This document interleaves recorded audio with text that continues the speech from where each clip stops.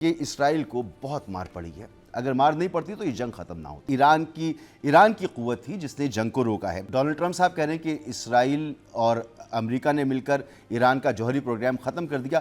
خود امریکی میڈیا اس کی نفی کر رہا ہے. ڈونلڈ ٹرمپ نے اپنی منزل حاصل کرنے کے لیے انہوں نے مزید قدم بڑھا دیا ہے اور خاصے قریب پہنچ گئے وہ نوبل انعام حاصل کرنے کے لیے، کیونکہ اسرائیل اور ایران جنگ بندی کے بعد انہیں نوبل انعام کے لیے باقاعدہ نامزد کر دیا ہے. اس سے پہلے پاکستان انہیں باقاعدہ نوبل انعام کے لیے نامزد کرنے کی سفارش کر چکا ہے، اور پاکستان انڈیا جنگ میں جو سیز فائر تھا اس کے لیے. بہرحال یہ ڈونلڈ ٹرمپ کا ایک کوشش، ایک خواب تھا ان کا کہ ان کو نوبل انعام کے لیے نامزد کیا جائے اور انہیں نوبل انعام دیا جائے. وہ جس طریقے سے دنیا کو امن کا پیغام دینا چاہتے ہیں یا دنیا کو امن کا گہوارہ بنانا چاہتے ہیں، ذرا اس کو سمجھنا بڑا مشکل ہے. آج ان کے نائب جے ڈی وینس نے ان کا ڈاکٹرائن بیان کیا ہے اور انہوں نے کہا کہ امریکہ اب کسی بھی ملک کو نیوکلیر ہتھیار بنانے کی اجازت نہیں دے گا، اور اگر کوئی ملک ایسا کرنا چاہے گا تو امریکہ اس پر اٹیک کر دے گا. تو دنیا میں چودھری کا کردار جو ہے وہ امریکہ ادا کرتا رہا ہے، لیکن ڈونلڈ ٹرمپ اسے بہت زیادہ آگے بڑھا کر اور اب ادا کرنے کی کوشش کریں. یعنی اگر ڈونلڈ ٹرمپ کو اب یہ فیصلہ کرنا ہے کہ کون سا ملک جوہری توانائی حاصل کرے گا یا یورینیم کس حد تک افزودہ کرے گا یا وہ ہتھیار بنائے گا یا نہیں بنائے گا، تو اقوام متحدہ کا کیا کام ہے اور اقوام متحدہ کے ماتحت ادارہ IAEA اس کا کیا کردار ہے، تو یہ کئی سوالات ہیں.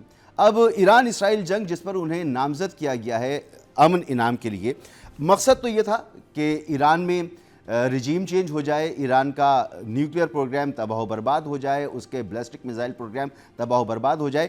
لیکن آزاد ذرائع سے اس کی کوئی تصدیق موجود نہیں ہے کہ ایران کا نیوکلیر پروگرام تباہ ہو گیا، بلکہ IAEA ہو، رشیا ہو، ایران ہو، یہ سب تو یہ کہہ رہے ہیں کہ نیوکلیر پروگرام چند مہینے شاید پیچھے چلا گیا ہوگا لیکن ختم نہیں ہوا اور یہ دوبارہ سے شروع ہوگا. یعنی دوبارہ اگر ایران اپنا نیوکلیر پروگرام شروع کرے گا تو پھر اس پر سفارتی دباؤ ہوگا، اور اگر وہ پھر نہیں مانے گا تو دوبارہ حملہ کر دیں گے.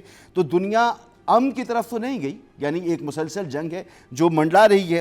اسی طرح فلسطین کے حوالے سے جہاں ڈونلڈ ٹرمپ یہ کہتے ہیں کہ بڑی وہ اب کسی بھی ملک کو جو ہے وہ نیوکلیر بم نہیں رکھنے دیں گے یا وہ اپنی چودراہٹ دکھاتی ہیں، فلسطین کے معاملے پر آ کے ان کو صرف تشویش ہوتی ہے. فلسطین کا حل ان کے پاس کوئی نہیں ہے. وہ اسرائیل کو اس معاملے پر روکنے کے لیے، اسے پابند کرنے کے لیے بالکل آمادہ نہیں ہے، یا وہ اس قابل نہیں ہے، یا ان کی اتنی پاور نہیں ہے.